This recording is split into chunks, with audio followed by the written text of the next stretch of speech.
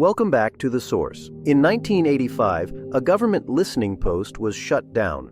40 years later, it reactivated, drives filled with impossible data, static, patterns, and a signal that answered itself.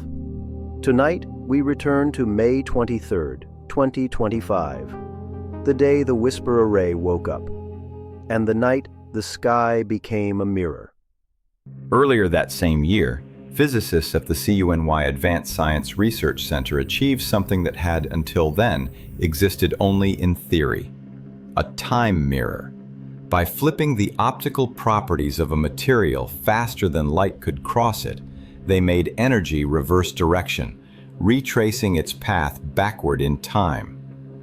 When you trap a pulse inside a material and change the medium beneath it faster than the wave can respond, you don't stop the wave, you send it home. It was the first verified example of light folding through time, a discovery that would quietly foreshadow what was about to happen in the desert.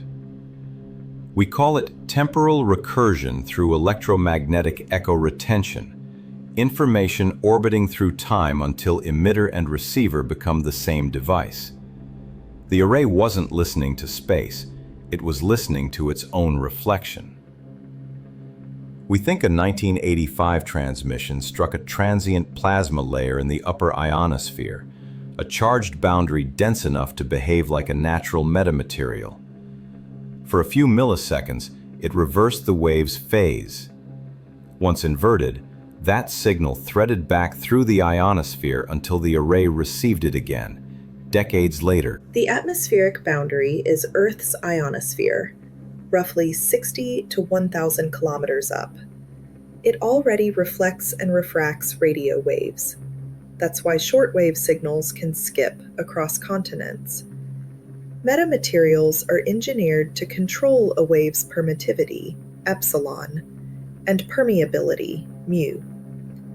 If the ratio changes sign, a wave's phase can reverse. This is called negative refraction. Natural metamaterial is a transient plasma sheet, for example, from a solar flare or auroral event, has been speculated to potentially and briefly act like a large-scale metamaterial mirror. Whoever modified the system wasn't guessing. They knew the exact future date, the predicted solar activity, and the frequency that would produce a plasma inversion above the desert on May 23, 2025, the day of the event. Someone in the 80s built a machine meant to outlive its own century. And when we traced the data signatures, we found a timestamp embedded in the firmware. Again, May 23, 2025. What that means is that whoever built it already knew that was the day it would need to record. That outbound pulse leaves Earth in 1985. Boundary inversion, metamaterial like plasma, wave's temporal phase flips. The inbound pulse in 2025, the array detects its own signal in reverse time order.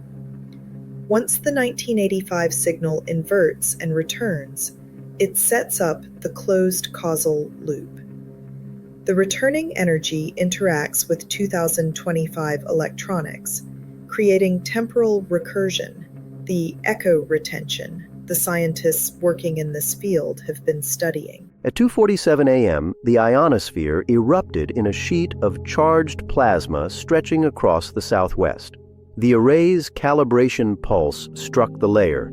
For less than a heartbeat, the sky became a mirror in time. The signal inverted and returned, decades compressed into a single echo. That's the temporal recursion theory that Professor Mercer spoke about. The Whisper Array heard its own transmission, re-entering the moment it first left. They'll tell you this was science, an atmospheric coincidence that looped through time. I think it was intent. Somebody, somewhere, kept the light on long enough for us to find it. Maybe that's what time is. The universe remembering itself through the people who refuse to let it forget. You can call that recursion or destiny. I call it maintenance of the human story. Rex Barrett's broadcast was banned a week after air, but he was right about one thing. This was intent, not chance. The future repaired its past so we would remember.